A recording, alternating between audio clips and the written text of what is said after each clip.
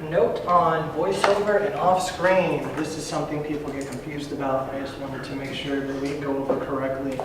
A voiceover happens when it's a disembodied voice. Off-screen just means that they're not physically in the camera. Usually that means they're not in that scene, or not in that room, but they're in the scene. Here's the example we have here, interior kitchen day. Lydia won't stop pacing the room. Rebecca tries to keep her cool, sitting on a bar stool at the island. Narrator, this is voiceover. It's a narrator talking about what's happening.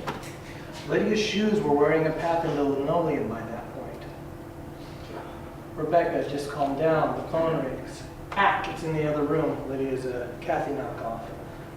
Lydia jolts into the living room, and then off screen, because she's in the living room now, Lydia says, "Hello, David?"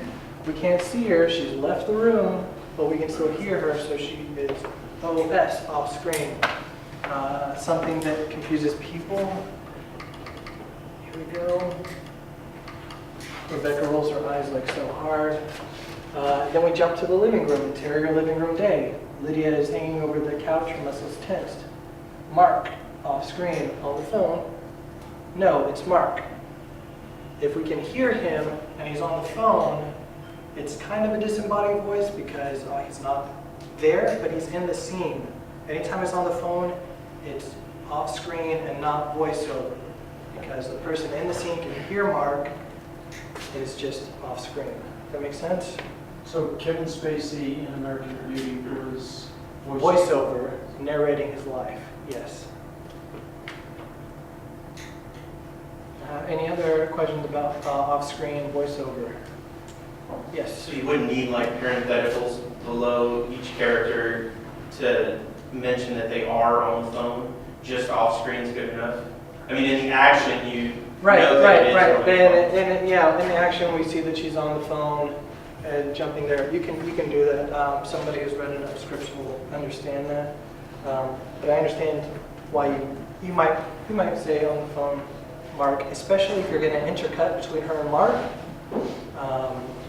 You might want to do that. Yes. How about a situation where you have a character that's in the scene and he's thinking something, and you don't. Okay. He doesn't want anybody else to hear it, but the audience needs to hear it. Yeah. Thoughts are voiceover. You would probably understand that just by putting voiceover, but you may want to put a note in the action like Jessica's thoughts echo through her head and then have her voiceover. And just the once, just a single mention, and then from then on we know whenever it's voiceover that it's her thoughts. Other questions about that specifically? There are a couple things I don't have examples for, but that I get a lot of questions about. Intercutting scenes, especially with phone calls. If you're going to be intercutting this, it gets kind of tedious to go back and forth. If she's in her living room and Mark is on a pier, we don't want to go interior living room, exterior pier, interior living room, exterior pier. We'll make the jump once from interior living room to exterior pier, and then we'll put intercut phone call. Intercut will be in all caps, and then you'll understand, okay, these two scenes, and whenever that ends, just a new scene heading. So if that ends either on the pier or let's say it ends in the living room, then we'll go ahead and put another slug there, interior living room day. You may put continuous just to know that it's still the same conversation, though, or still the same scene, though you should probably understand that based upon the action. You would put intercut where the transition would go? Or? You would put intercut and then let the director or the editor choose the shots, mostly. But if there are certain things that need to be seen, I mean, obviously you're putting intercut for a reason. If Mark's on the pier and, let's say he's throwing his shoes into the water for some reason, it's important that we see him throwing his shoes into the water. You will write that in the action. If Mark is throwing his shoes into the water, we're going to know, like, we're at the pier there, and we're not in the living room. hearing shoes fall into the water. So we would just pick one location and continue the dialogue there and intercut with, That you would, from the action, make it obvious what location you're talking about. So you would most likely by naming the character there. So you would say Mark throws his shoes into the pier, and then the next action line could be Lydia finally lets some tension go and sinks into the couch. We understand where each of those scenes is, even though we didn't put a new scene heading. So, other questions? What's the proper way to say, like, somebody is pondering a thought?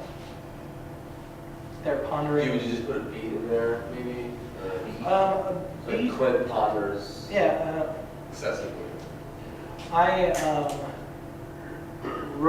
I'm writing something now where there's a character is mostly silent, and you get inventive. After like the third time of so-and-so furrows their brow, you're like, oh, this is not.